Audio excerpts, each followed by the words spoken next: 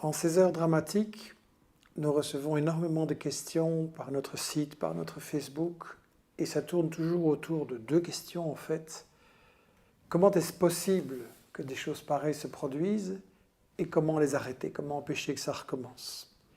Un étudiant français d'origine marocaine, Amine, m'écrit « Pas d'excuses ou justification à la barbarie, mais prenons conscience que les monstres ne naissent pas, ils se fabriquent. Sur nos territoires, en France, en Belgique, ils se fabriquent dans le rejet, l'exclusion, l'humiliation, l'exploitation et l'abandon face au discours des extrémistes et fanatiques de tous bords. Ailleurs, dit-il, ils se fabriquent dans le carnage, la destruction, le désespoir et sous les bombes de sanguinaires de tous bords. » Et il conclut « L'humanité est une et est indivisible. Il n'y a aucune différence entre les pleurs d'une mère ayant perdu un fils dans le bombardement de l'hôpital de Kunduz par les forces de l'OTAN et ceux d'un père ayant perdu sa fille à un concert au cœur de Paris. Comme je l'ai dit, notre émotion à tous, notre sympathie pour les familles des victimes de partout, exige de vrais débats.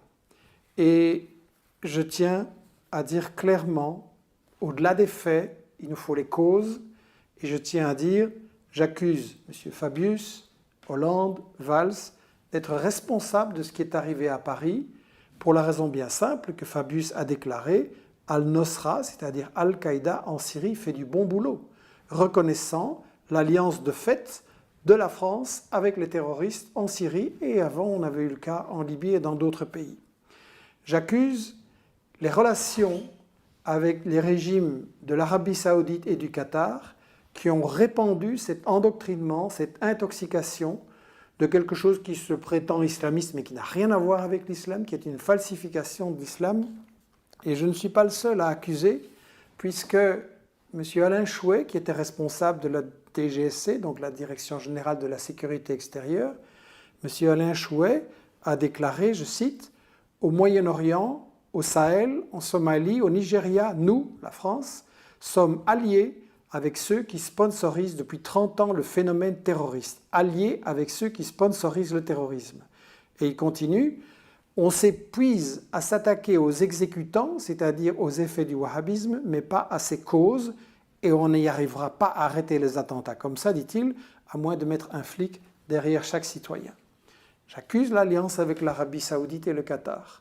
J'accuse l'alliance avec la Turquie, qui a laissé passer des milliers, des dizaines de milliers d'euros djihadistes sur son sol pour aller commettre en Syrie les mêmes atrocités qu'on voit maintenant à Paris. J'accuse la Turquie d'aider à écouler les stocks de pétrole de Daesh et à financer ce mouvement terroriste. Et je ne suis pas le seul. Madame Ibaskova, qui est ambassadrice de l'Union européenne en Irak, a déclaré à la Commission des Affaires étrangères du Parlement européen, je cite, « Malheureusement, des États membres de l'Union européenne achètent ce pétrole, je ne peux pas donner plus de détails. » J'accuse cette alliance avec la Turquie de faire le jeu du terrorisme. Et d'une façon générale, j'accuse les États-Unis d'avoir utilisé le terrorisme partout où cela les servait, partout où ils n'osaient pas engager eux-mêmes leurs troupes au sol. Ça a commencé avec l'opération Ben Laden en Afghanistan, ça s'est continué en Yougoslavie, Bosnie-Kosovo, dans le Caucase, et puis l'Irak, et puis la Libye, et puis la Syrie, et il y a encore une série d'autres pays. Les États-Unis, à certains moments, combattent le terrorisme, et à d'autres l'utilisent quand ça les arrange.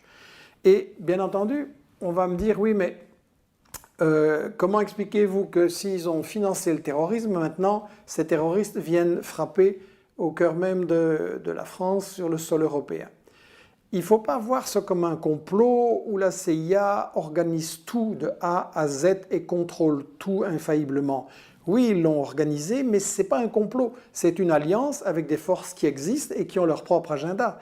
Et de même que Ben Laden a travaillé pour les États-Unis et puis s'est retourné contre les États-Unis, maintenant on a Al-Qaïda en Syrie et Daesh et tous ces mouvements terroristes qui ont travaillé pour les États-Unis, mais ils ont leur agenda à eux et maintenant ils se retournent parce que l'alliance ne tient plus.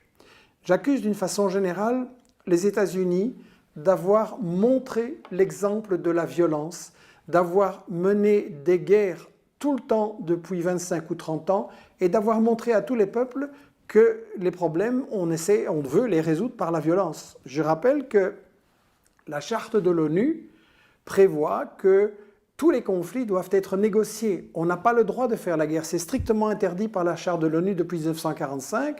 Et je rappelle qu'un général des États-Unis, Wesley Clark, avait révélé que pour l'administration des États-Unis, en 2001, ils avaient décidé de prendre, je cite, 7 pays, l'Afghanistan, l'Irak, l'Iran, la Somalie, le Soudan, la Libye et le Liban. Ils avaient déjà annoncé ça en 2001.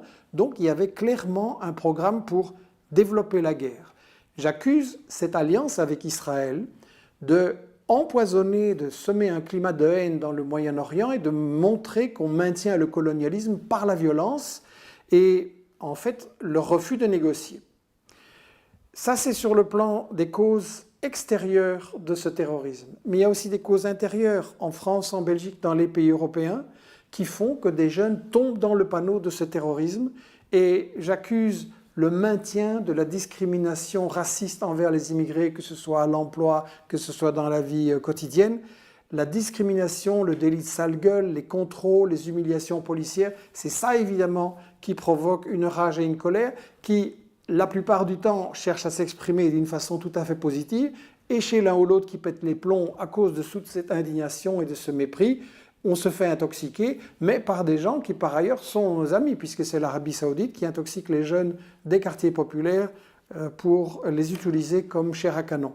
Donc j'accuse cette discrimination raciste et j'accuse également le fait que certains empêchent l'école de jouer le rôle qu'elle doit jouer. Je voudrais rappeler que lorsqu'on a eu les attentats odieux contre Charlie, on a eu tout de suite après la ministre française de l'Éducation, Najat Vallaud-Belkacem, qui a déclaré, je cite, « Il y a eu de trop nombreux questionnements de la part des élèves. Et nous avons tous entendu les « oui, je soutiens Charlie, mais les 2 poids 2 mesures, les « pourquoi défendre la liberté d'expression ici et pas là », fin des guillemets. » Et la ministre reprend, « Ces questions nous sont insupportables, surtout lorsqu'on les entend à l'école qui est chargée de transmettre des valeurs. » Mais ça, c'est pas l'école, ça, c'est la police. Une ministre de l'Éducation qui dit que les jeunes n'ont pas le droit de se poser des questions et d'en discuter avec leurs profs, mais c'est exactement comme ça qu'on pousse les jeunes dans les bras du terrorisme. J'étais samedi dernier dans une réunion des professeurs pour l'école démocratique ici à Bruxelles, des ateliers où les profs échangent sur la manière de mieux former leurs jeunes. Et tous me disaient combien c'était extrêmement difficile maintenant, combien on manque des éléments et souvent on est découragé de lancer de véritables débats et de développer de véritables connaissances sur tous ces problèmes parmi les jeunes. J'accuse l'amalgame qui est fait aujourd'hui entre les migrants, les réfugiés, les terroristes, les islamistes, etc. Ce n'est pas un problème de migrants. Ces gens-là ne quittent pas leur pays parce qu'ils veulent venir dans notre beau climat ou parce qu'ils ont des noires pensées. Ces gens-là quittent leur pays pour fuir la misère et la guerre que nous, gouvernements occidentaux, avons amenés dans leur pays. C'est nous qui avons détruit leur pays. Les migrants qui sont dangereux, ce n'est pas ceux qui essayent de traverser la Méditerranée pour sauver leur famille de la misère ou de la mort. Les migrants qui sont dangereux, ce sont des gens comme Sarko, comme BHL, qui se donnent le droit d'aller en Libye et de dire vous devez faire ça, vous devez renverser ce gouvernement, vous devez donner le pétrole à la France, bien entendu. Ça, c'est les migrants qui sont dangereux, ou bien Hollande, Valls, Fabius, qui vont en Syrie comme si c'était chez eux et qui décident tout ce que doit faire la Syrie. Ça, ce sont les migrants qui sont dangereux à mon avis.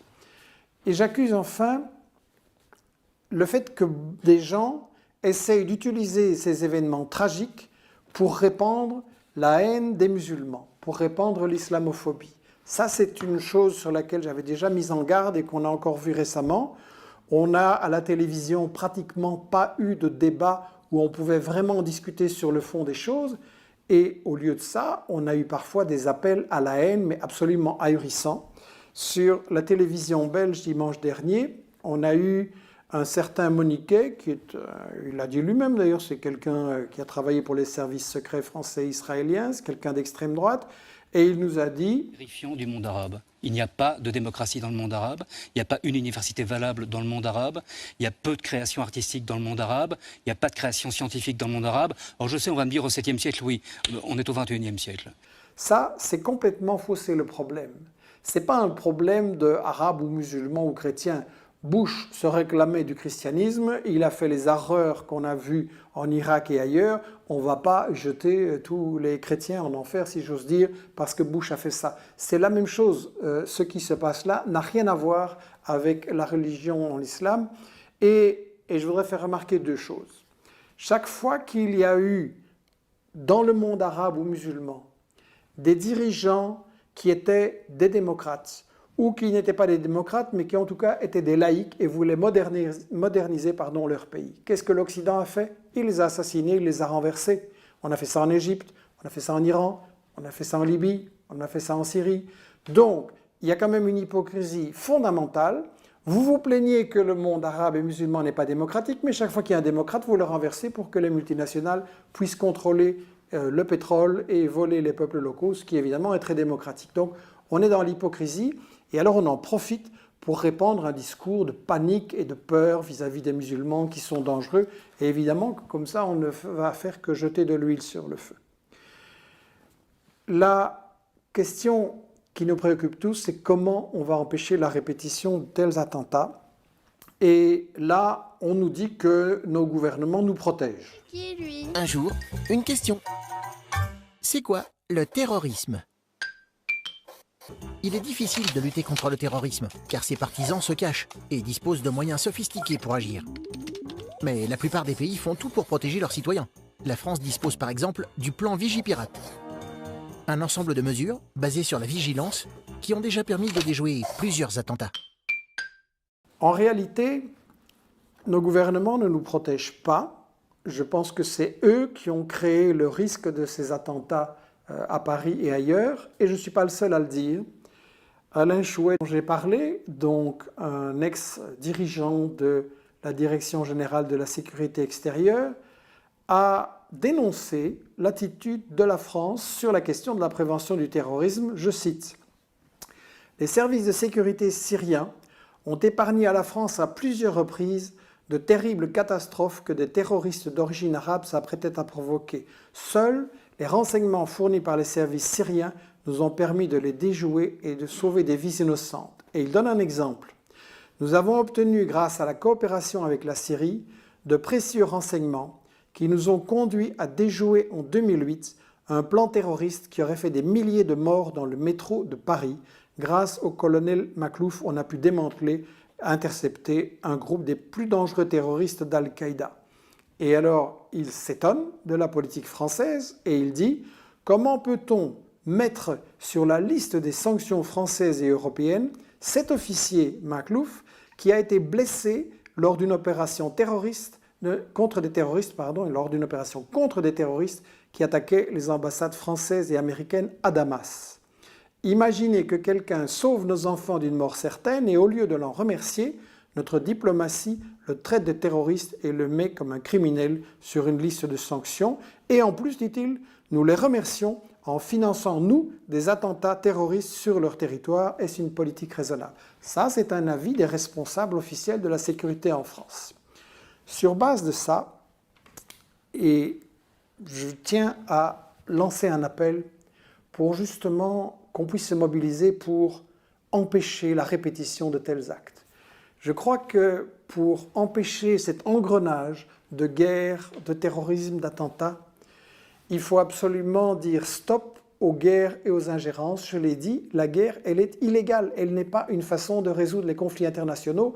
Et si on veut faire quand même la guerre, il faut être clair, c'est parce qu'on poursuit d'autres intérêts, le business, le pétrole, le gaz, il faut faire main basse. Et donc on ne veut pas une solution, on veut écarter les gens qui ne sont pas d'accord qu'on vole leur pétrole. Deuxièmement, il est très important de dire stop au colonialisme d'Israël. Nous savons tous que les jeunes ici ont la rage parce qu'ils voient qu'on soutient le terrorisme et le colonialisme d'Israël, qu'on peut massacrer les Palestiniens, qu'on peut envoyer des gens dans les hôpitaux, tuer des gens, qu'on peut massacrer des enfants dans la rue, et que tout ça, non seulement il n'y a pas de sanctions, mais en plus on les encourage en armant Israël pour faire ces choses-là. Il est important d'arrêter le colonialisme d'Israël.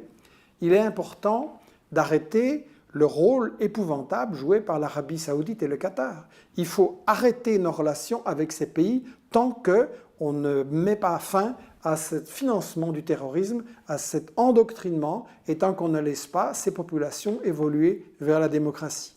Il faut également mettre fin à l'ingérence de la Turquie qui aide Daesh en lui permettant d'exporter son pétrole et en fournissant tous ses combattants qui passent par là. Et je crois qu'il faut, pour tout ceci, développer absolument un débat dans les écoles. C'est extrêmement important que dans les écoles, on puisse parler de tout ceci. Et également, il faut de vrais débats dans les médias. Jusqu'à présent, il n'y en a pas eu. Les gens qui disent ce genre de choses sont exclus et censurés des médias. Il faut que tout le monde le sache. Or, nous, les gens qui font des recherches comme moi, ça fait 4 années qu'on dit ce qui va arriver. Ça fait 4 années qu'on dénonce le caractère criminel de ces guerres. Il y a 4 ans, par exemple, j'ai écrit un livre dans lequel je disais « La guerre de Sarkozy contre la Libye, c'est une guerre pour le pétrole, une guerre pour le fric ». Et dans les grandes rédactions des journaux télévisés et des grands médias, on a dit « Allez, encore un complotiste ». Et maintenant, Hillary Clinton, dans ses mémoires, dit « Oui, Sarkozy, ce qu'il voulait, c'était le pétrole libyen, c'était une guerre du fric ». Donc, combien de fois est-ce qu'on va attendre que ce soit confirmé? Et du point de vue des médias, si on avait parlé aussi, et comme il faut, des morts en Libye, des morts en Irak, des morts en Syrie, victimes des mêmes actes terroristes, et si on avait dit quelles étaient les causes, eh bien peut-être que ça aurait empêché des attentats comme ceux de Paris. Mon appel, il est le suivant. On est maintenant à la croisée des chemins. Ou bien on va vers plus de répression, plus d'espionnage. Bien sûr, il faut prendre des mesures contre le terrorisme, mais espionner et restreindre les libertés de tous les citoyens n'est absolument pas une solution.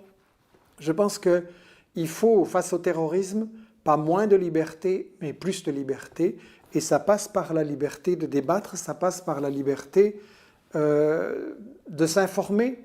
Et dans ce sens-là, j'ai vu une chose encourageante dans un des débats du week-end à la télé française. C'est l'actrice française Catherine Fro qui avait déclaré... Et je me suis rendu compte que je ne comprenais rien et que je pense que je ne suis pas la seule à ne rien comprendre à cette histoire, au passé de cette histoire et au présent dans lequel on est maintenant. Et je me suis dit que j'avais envie de me cultiver en fait. Je me disais qu'aujourd'hui, les jeunes gens, ils avaient intérêt à se cultiver, à comprendre le sens de l'histoire. Je crois que ça, c'est un appel fondamental.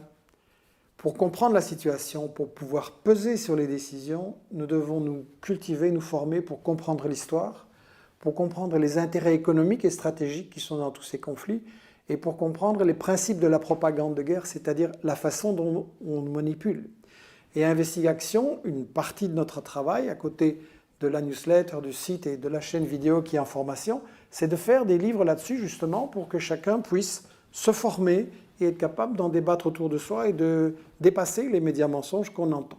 Par exemple, la stratégie du chaos avec Mohamed Hassan, tout un chapitre sur l'Arabie saoudite. Qu'est-ce que c'est que ce wahhabisme? Quel est le rôle qu'ils ont joué? Et quelle est la place de l'Arabie saoudite en alliance avec Israël et aux mains des États-Unis? Ou alors Syriana de Bahar Kimungur qui expliquait 4 ans déjà que ce sont effectivement des terroristes qui ont été utilisés et que les manifestations démocratiques de départ et les manifestations sociales par rapport à la politique du gouvernement syrien qui était légitime ont tout de suite été utilisées et transformées, dévoyées vers une violence terroriste parce que ce qu'on voulait, ce n'était pas la démocratie en Syrie, mais prendre le contrôle de la Syrie. Dans Libye, OTAN et médias mensonges, j'avais un manuel de contre-propagande, j'avais analysé les véritables raisons de la guerre contre la Syrie et expliqué que, contre la Libye, excusez-moi, et expliqué que les Libyens n'étaient pas du tout libérés, mais allaient plonger en enfer comme en Irak. Et malheureusement, c'est ce qui s'est produit. Dans Jihad Made in USA, Grégoire Lalieu, aussi avec Mohamed Hassan, explique ce qui s'est passé vraiment en Syrie et en Égypte, explique aussi qu'il n'y a pas un islamisme, un concept vague et fourre-tout, qu'en réalité, il y a plusieurs courants très contradictoires. Vous avez des islamistes qui sont aux mains des États-Unis, vous en avez qui les combattent, donc il faut analyser ça de façon beaucoup plus fine et précise. Tout récemment, la Arabesque enquête sur le rôle des États-Unis dans les révoltes arabes d'Ahmed Ben Sada C'est une très très intéressante analyse pour voir comment les États-Unis ont contrôlé et manipulé les cyberactivistes et les mouvements de protestation en Égypte et en Tunisie pour faire en sorte qu'on change les marionnettes, mais que rien ne change et que leurs intérêts économiques soient préservés.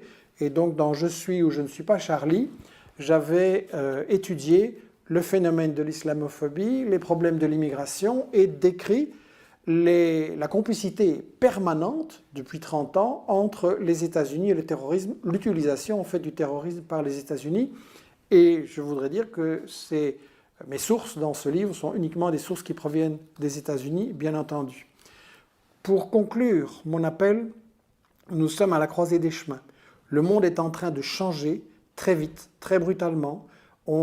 Ça peut tourner dans le sens de encore plus de danger, encore plus de guerre, et c'est ce que certains voudraient en utilisant les attentats de Paris comme prétexte pour aller envahir la Syrie et recoloniser l'ensemble du Moyen-Orient. Et après, on s'attaquera au Hezbollah, au Hamas, à la résistance palestinienne, à tout le monde en fait qui ne se met pas à genoux. Ça peut aller dans ce sens-là, plus de guerre et donc plus d'attentats et plus de terrorisme, ou ça peut aller dans le sens de, au contraire, on commence à prendre conscience que ça ne peut pas continuer, qu'on doit échapper à cette spirale et à cet engrenage, qu'on doit rétablir la fraternité et le dialogue, quelle que soit la religion, quelles que soient les origines, quelles que soient les cultures, qu'on doit essayer de se comprendre et qu'on doit essayer ensemble de comprendre comment on peut mettre fin à la guerre, mettre fin aux attentats, comment on peut aller vers une période qui sera marquée par la paix, par la justice, par le progrès. Et ça, pour moi, la lutte pour la paix, ça passe par la lutte pour une information correcte. Je vous remercie.